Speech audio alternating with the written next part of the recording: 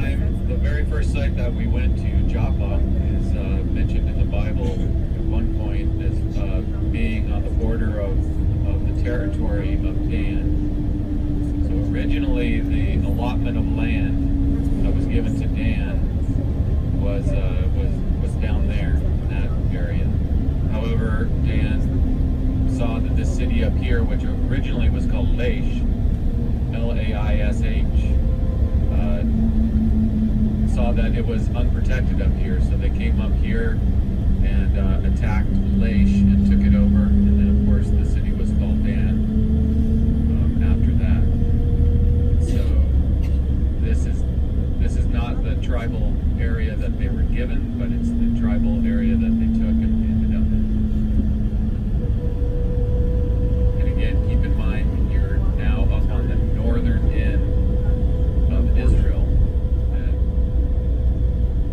And this was the case in ancient Israel, and so you have from Beersheba to Dan.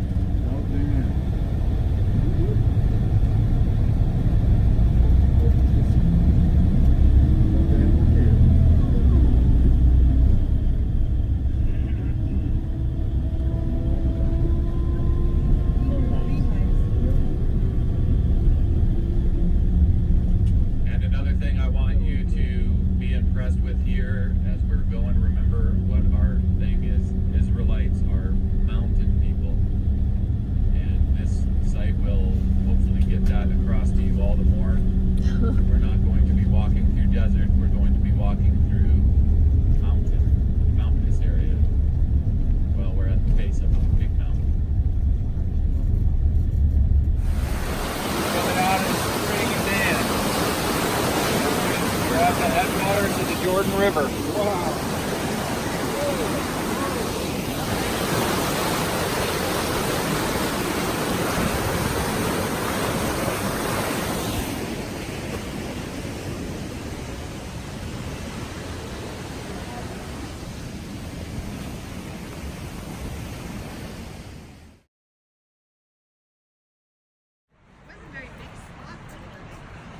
Well, they were a small tribe too, so.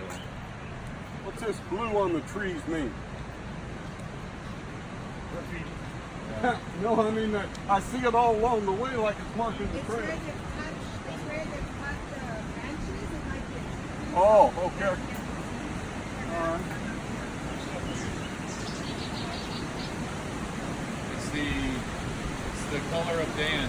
Dan's tribal color is blue.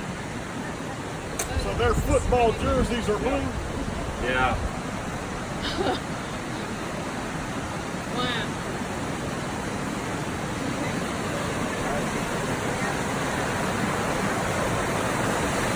Oh, look at how fast.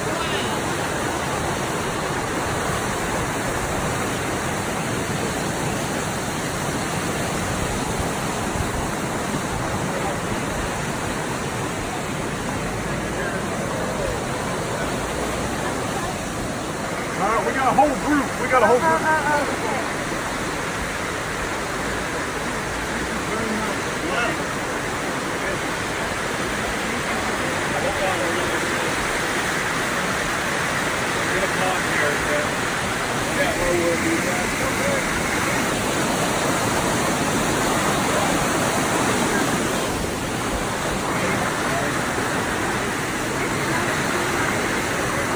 Now, let me ask you an honest question. You were coming, for those of you who have been here for the first time, when you were coming on an Israel trip, were you expecting to see something that looked like that? No.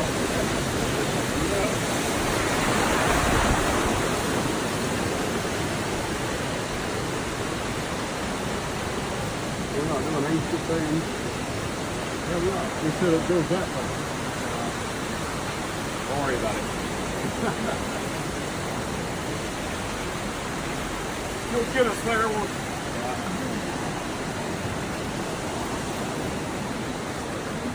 But then all that rain and water and melting that sinks down into the limestone has to make its way all the way down to the bottom of Hermon before it comes out. So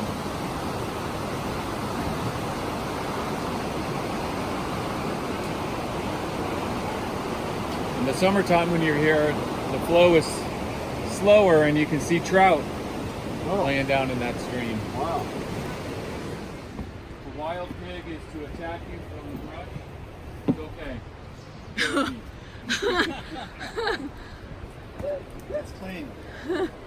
It's clean.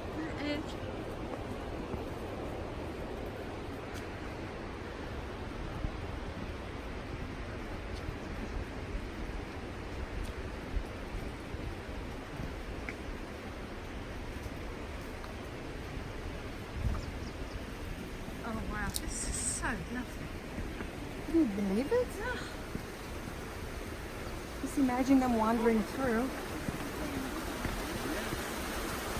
It's over the pathway here.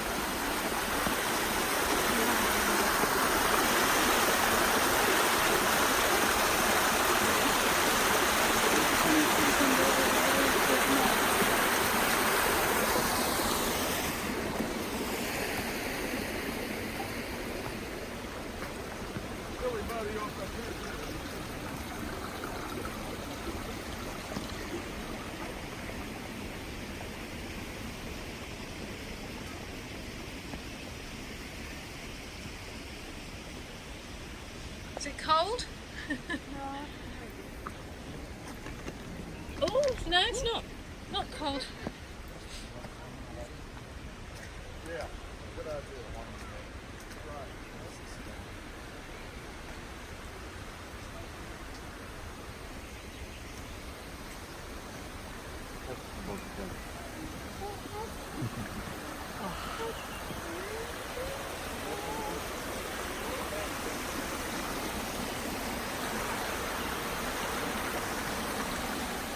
Make sure everybody makes this left.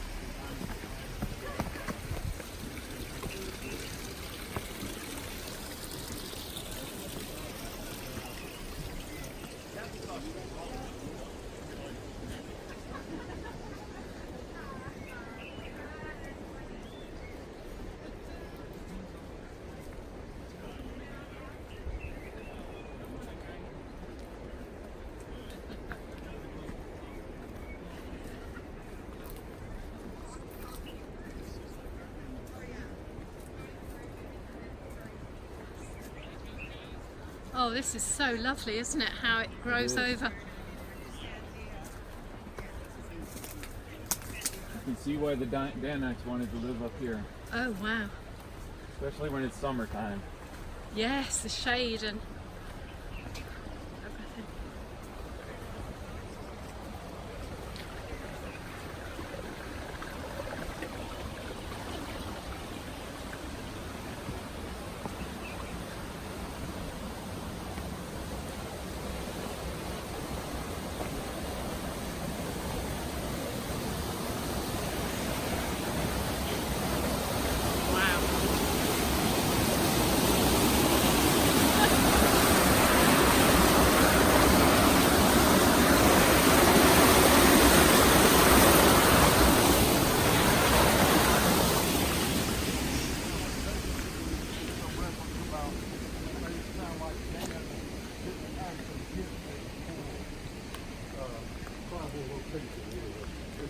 That's why they want to. Gorgeous.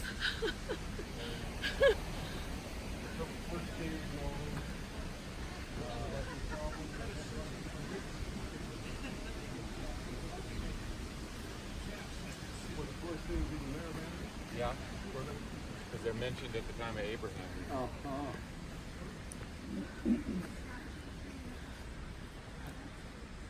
Where are we going, up or we're going this way? This way. But I just want to, I'm going to wait for everybody. 'Cause Okay. I can't have them miss a turn. Yeah. You don't want to get, you don't want to mess with one of those. Wow, yeah. You see the military trench to our right? Yeah.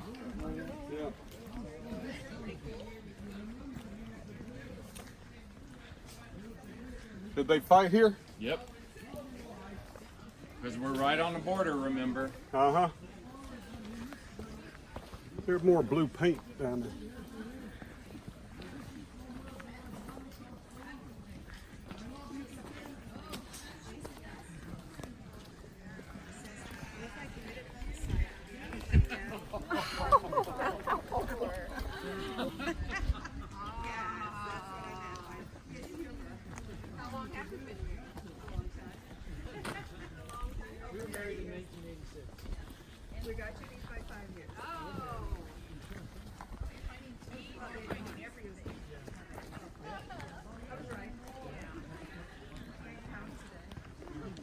graduated from high school in 1980.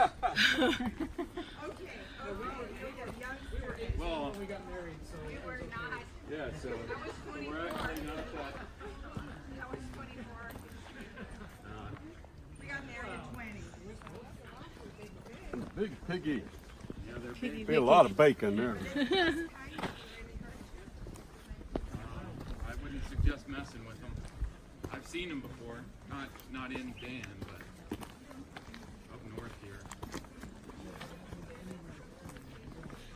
No, I'm a fast runner. Well, I don't know if I'm a fast runner, but I'm faster runner than you. And that's all you have to do, isn't it? Run away!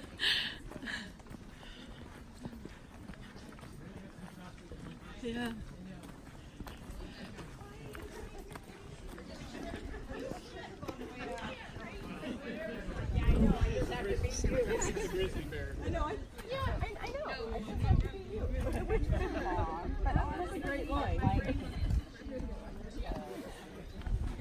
Oh, the precinct of Tel Dan. Gosh. Yeah, me too. That's what I was thinking. I've seen it in pictures so many times. Yeah, that's And videos. But Yeah. The altar? the metal is just kind of outlining it so you can get a picture of where it was. This is when they make up the. Okay, come to the gate here, and we're gonna let this group move out. 12.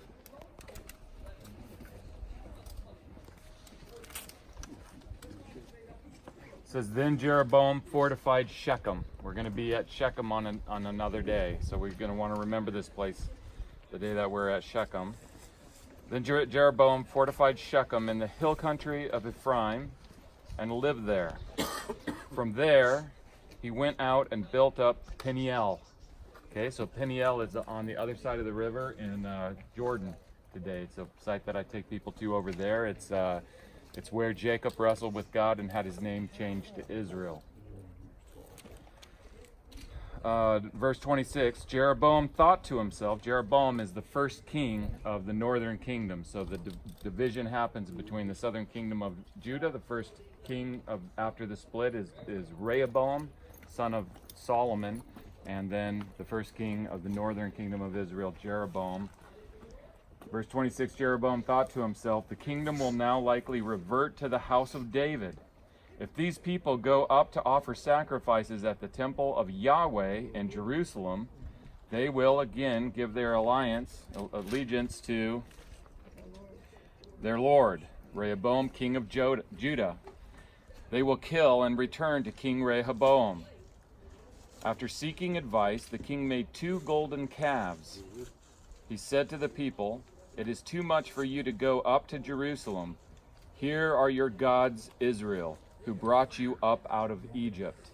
And think of that connection to the golden calf that was made at the time of Moses in the Sinai. One he set up at Bethel. We're going to be at Bethel, so that's the southern border of the northern kingdom of Israel. Set up at Bethel, and the other at Dan, the northern border of the northern kingdom of Israel. And this thing became a sin. The people came to worship the one at Bethel and went as far as Dan to worship the other. Jeroboam built shrines on high places, now listen to this, and appointed priests from all sorts of people, even though they were not Levites. He instituted a festival on the 15th day of the 8th month, like the festival held in Judah, and offered sacrifices on the altar.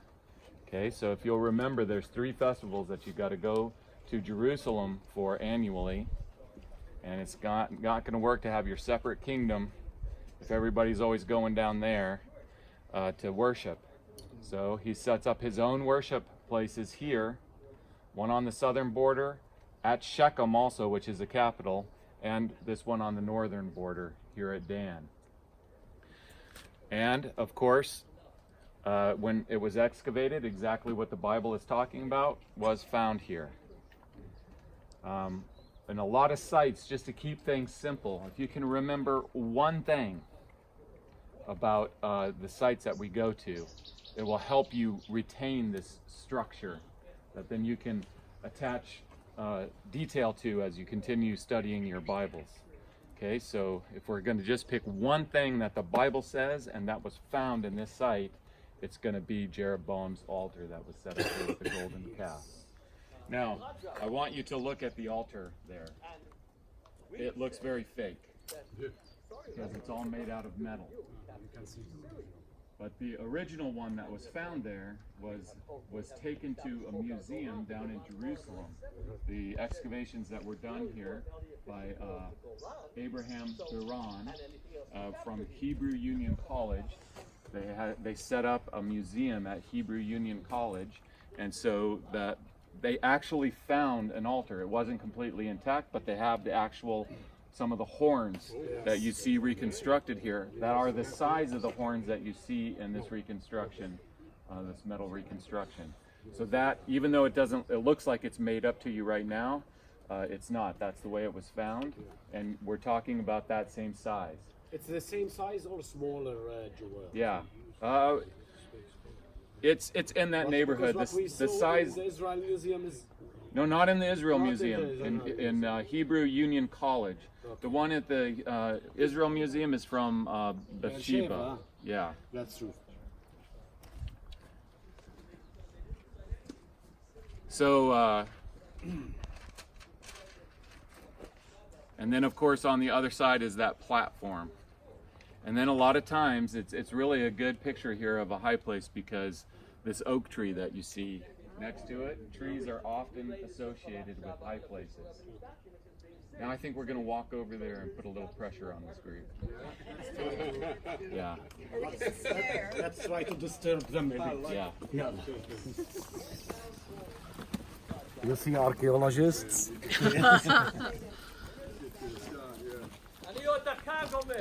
בסדר גמור, תודה רבה. 1 minute you will finish. You see, we did it. What did he say? 1 minute? While we're waiting here, I want you to think about a few things. We were at Joppa and I said Joppa was destroyed by the Assyrians. We were at Megiddo and I said Megiddo was destroyed by the Assyrians. By the time we get into Megiddo, we're in the northern kingdom of Israel, right? We're at Hatzor and destroyed by the Assyrians. We're at Dan, destroyed by the Assyrians. You're going to get tired of me saying destroyed by the Assyrians. And the question should come, why? Why? Why is the northern kingdom of Israel destroyed by the Assyrians?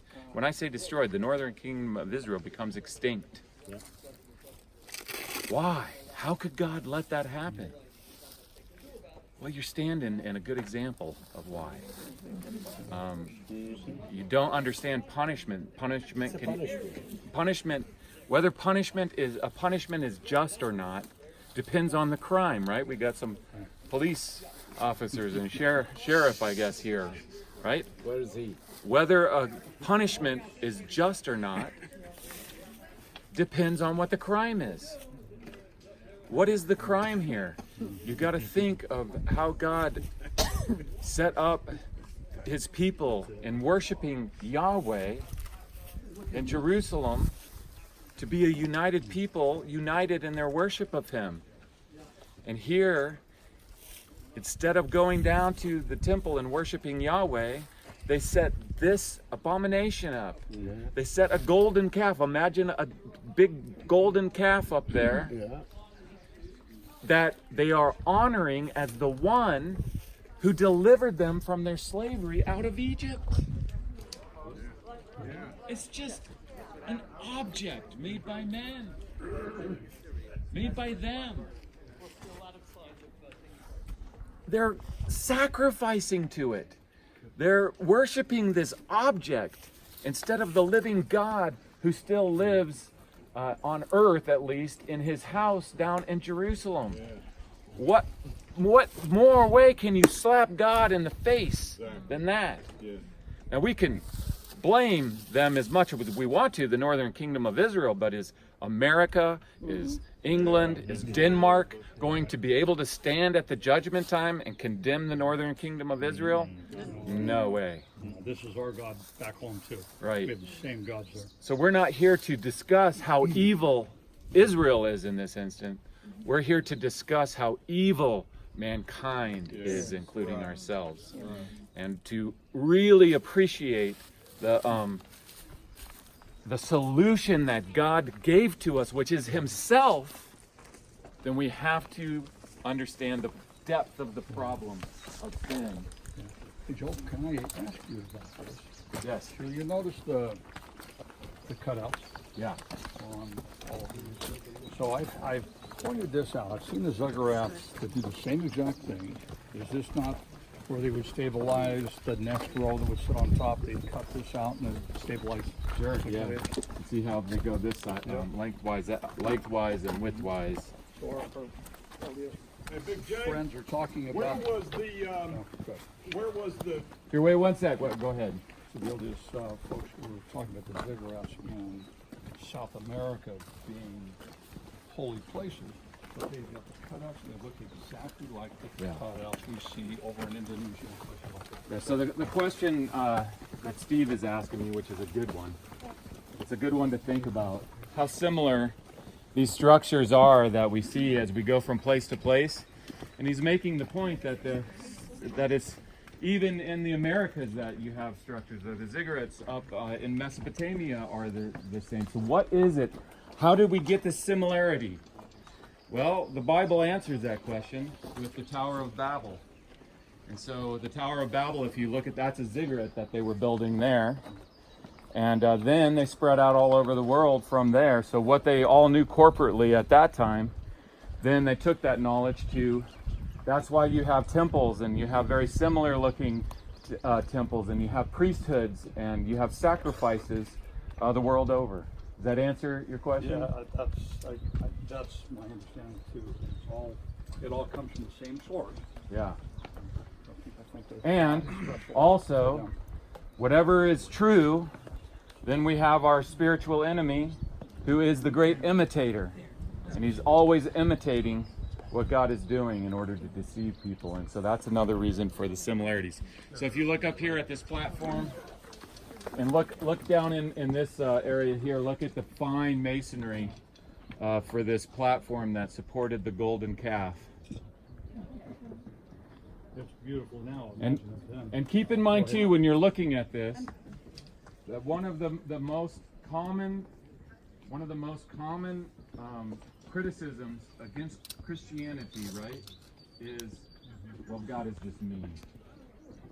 Right? The God of the Old Testament especially, he's just mean. He just wipes people out and he doesn't care about people, he doesn't love people. Or the God of the Old Testament is different than the God of the New Testament. And that's why it's so important to grasp the depth of the problem of idolatry and what the people are rejecting. Remember all the covenant that Yahweh goes through. If you worship me, if you follow me, you're going to get all these things. I'm going to provide all this for you. If you reject me and follow these false gods that aren't gods at all, then I'm going to reject you and I'm going to destroy you. I'm going to turn your cities into rubble is one of the curses. And so we see here the result of the Israelites not keeping the covenant. And one thing that we will learn, and we are always amazed at, there's two things, anyways, when I'm reading the Bible that I'm always amazed at, and when we're learning about the land that we're always amazed at. One is the unfaithfulness of man. The other is the faithfulness of God. Amen. Amen. Just and graceful God. Old Testament and New Testament. Absolutely. Never change. Same God. So the question is how big would the calf have been? We don't know. But according to the platform, I mean, it would have been substantial. כמה דקות אנחנו יוצאים. בסדר? Joel, was that the altar they burned sacrifices on? Yes, this is the altar of sacrifice.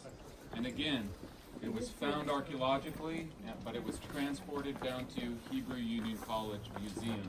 And you can go in there and you can see some of the preserved horns that you see up there that are preserved and that are the same size as the horns that now this replica has. Yeah.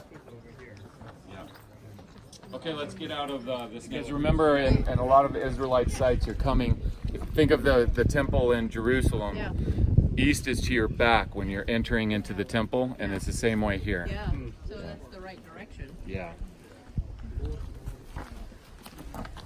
We're right on the border with Lebanon here, right? Yes, we are. And it's Syria. Okay. I just got a text saying, welcome to Lebanon. Lebanon is right over here.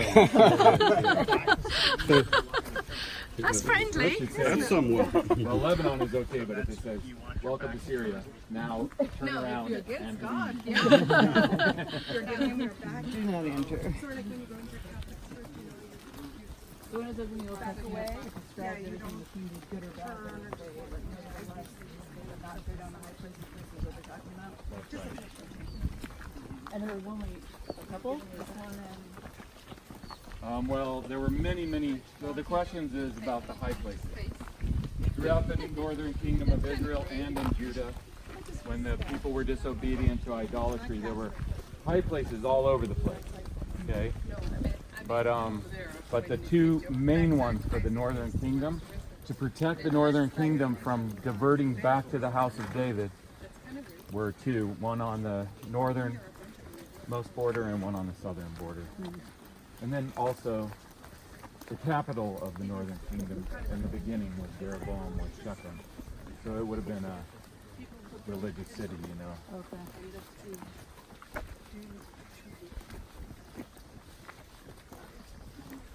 These were kind of like high places, shrines.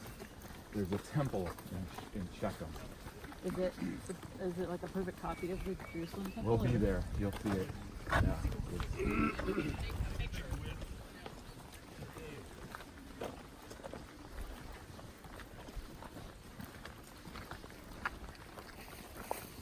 Lunch on the bus. Snacks on the Yeah, bus. snacking on the bus. And then after our last fight, we can decide if we want to swing by it.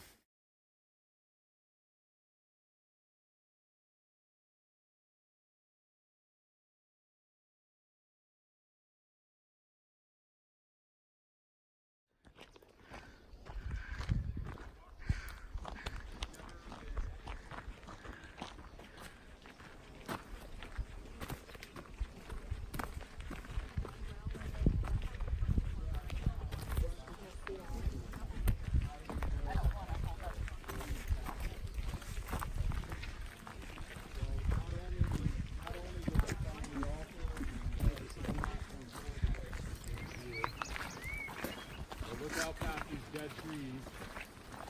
And you see in the distance the castle. You see it up on top of this hill. It's called Nimrod. Wow.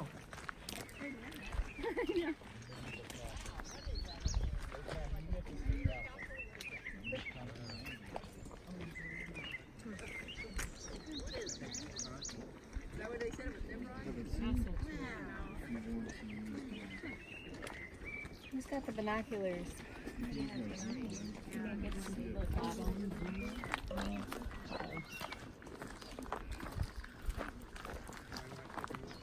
Well, if you take a picture.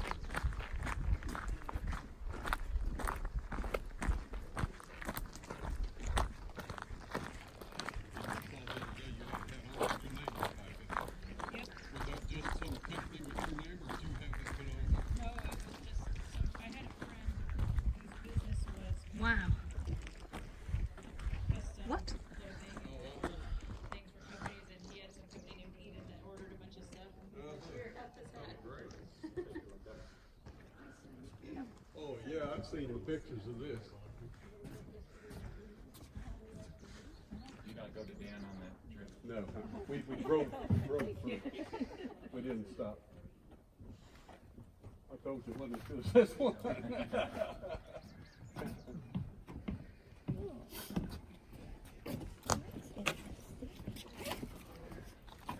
Wow, this is amazing.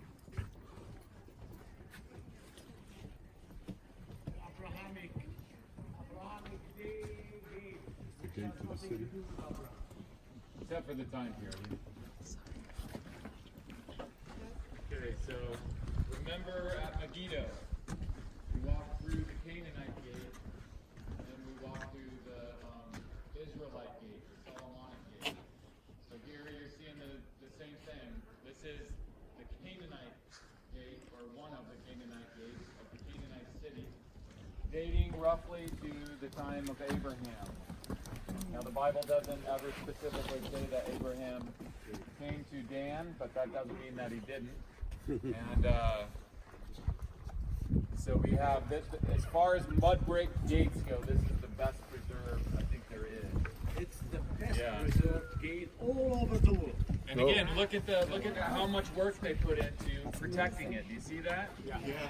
Now this gate pales in comparison to how important the collapsed city wall is at Jericho, and yet nobody puts anything over that, and it just dissolves into nothing whenever they expose it. But it's not that this isn't an important gate. I'm not trying to cut this gate down. I'm very sorry, gate. I'm just saying that. In the scheme of reality. Yeah, in our connection to the Bible, this is less important than the fallen walls of Jericho. You know, the oldest one is in Ashkelon, and this is the most preserved. But anyways,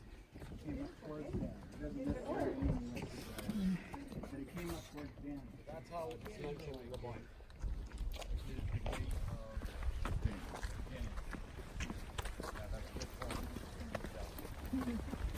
Thank you, Joel. Way to go, Michelle. Michelle. You are my teacher, Joel.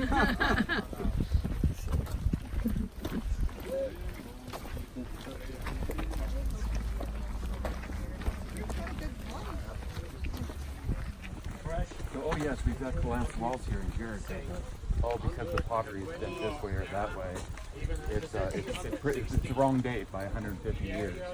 Well, it kind of is good evidence in one way because it's like if these are the straws at which you're grasping, then Yeah. that's pretty good. My zipper is down. Embarrassing. Dang. Nobody was paying attention You to know, I don't you. think We're anybody paying noticed. attention to Joel, not you. Yeah, oh gee, I just felt it.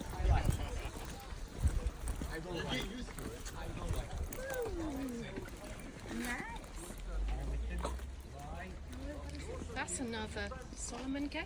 So this gate that you're looking at here is the Israelite Gate. Oh, the Israelite. It's not from Solomon, but probably Ahab. Oh, goodness. Gate to the same. Canaanite Gate. And then we walk through the Israelite Gate. We were just looking at the Canaanite Gate to Laish, the name of the Canaanite city. Now we're looking at the Israelite Gate into the city. 5 standing stones at the back and an altar in the front. If you're going to put your sacrifices down into the lap, not going to down, not going right here, the high place at the gate. So let's come out into the gate.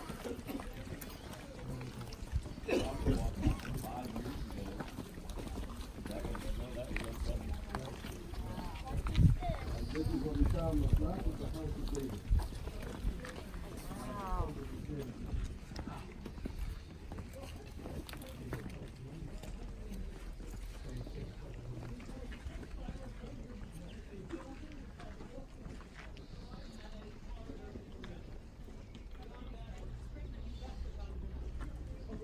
Hey, we got groups converging on this place, so let's get in line.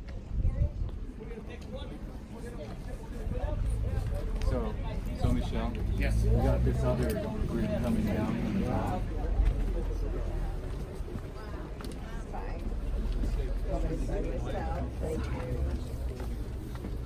When Joseph entered into the promised land, seeing like the discomfort. Once you start I declare to the firstborn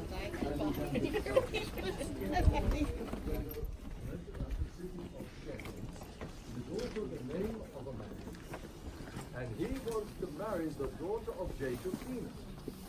He went to Father Hamir and said, "Go and speak with Jacob. Okay. I want to marry Dinah in the book of Genesis." It's crazy. It's like all the groups that are here are like at the same time, at the same places. So let me just talk a little bit about here, but there's something here that we really want to concentrate on and take a mental picture, because we want to understand something about Jerusalem in regards to where we are. But I'm going to let this guy finish so that I can really go through it. So before we go into that, we're going to see what's called the Tel Dan stele. How many of you have heard of the Tel Dan stele? Okay, so a stele is just a Greek word. Don't let that throw you. It's just a carved a stone that's been purposely shaped to stand upright and bear an inscription. So think of a cemetery. We still use steles today, okay? And so there's different kinds of stele that are set up, and the Tel Dan one is called a victory stele. And it is one of the Aramean kings, and they argue about who, but most likely it's Hazael, okay, who is bragging about the victory that he had of conquering the city. So imagine he had this whole big stele set up, victory stele, saying, "I am awesome. I killed all these people. I took this place. I'm so powerful," you know, this kind of thing. And then later, when the Israelites took back over the city, what would they do to that stele?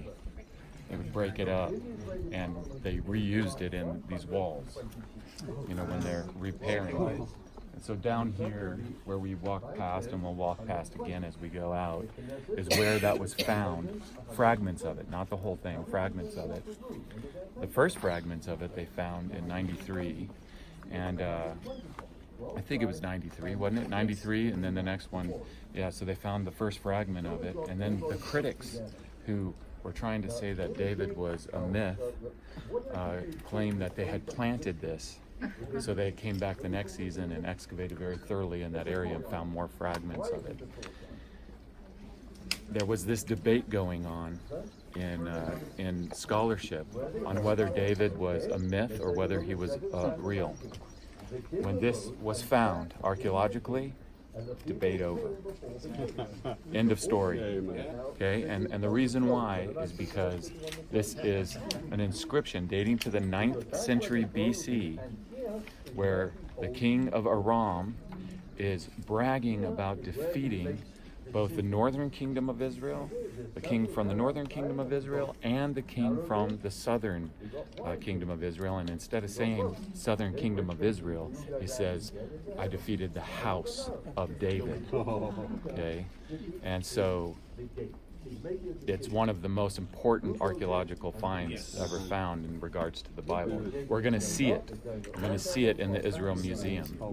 Okay, and so just understand, it's called the Tel Dan stele because it was found here at Dan. It was the only time that the house of David was mentioned also outside the Bible. It's in this place. So we have that, and we're going to be learning a lot about David and the house of David, because the house of David is the one that God promised would endure forever. And so if you're going to have a dynasty found in an inscription, nothing better than the house of David. What event does this relate to in our Bible? Another name that is, it's very fragmentary, but another name preserved in this inscription is Jehu. Yeah.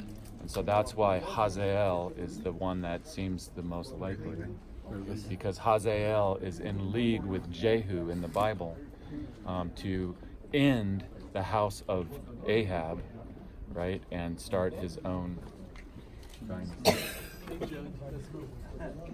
This guy is a history teacher at the Hebrew University. Oh yeah. That's why he likes to look.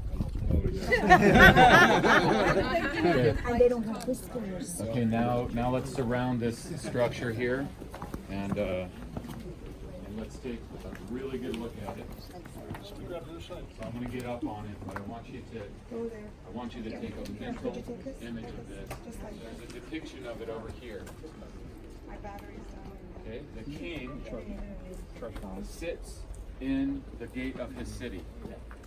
And I want you even to remember this word, on a Bama. Say Bama. Barack Obama.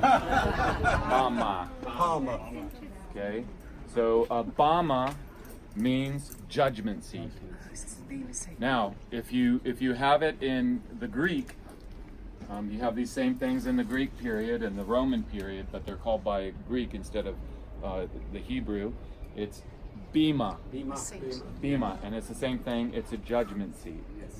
Okay, so let's think about a story, for example. If you think about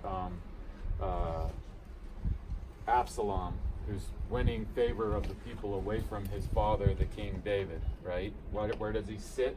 He sits in the gate of the city, and then he talks to the people. Oh, if I was king, I would totally do that for you. Yeah, I know my dad's a jerk, and I'm sorry, but make me king, and I'll take care of that.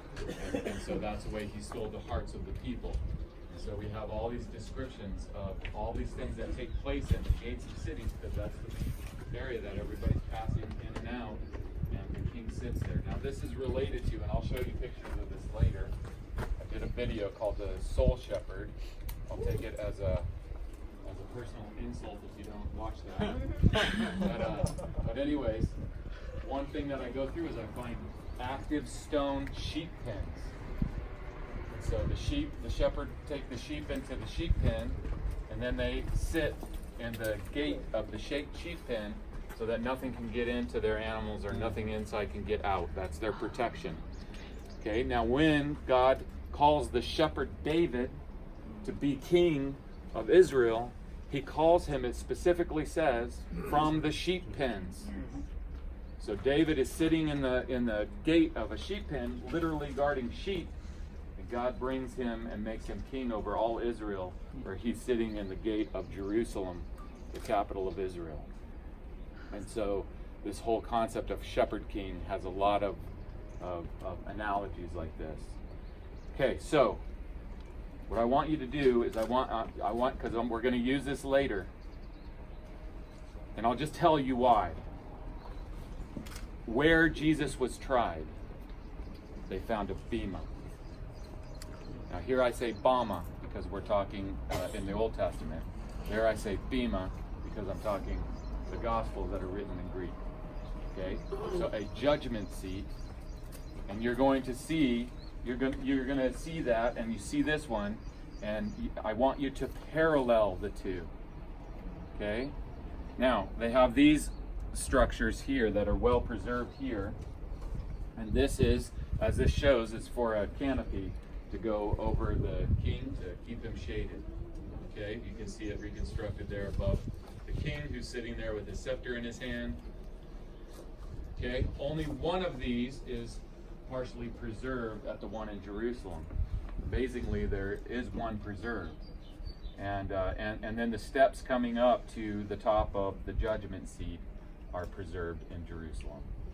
Okay, so take that mental image and actual images of this seat, because we're going to parallel those two.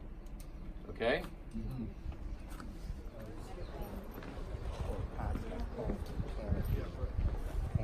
Like this picture.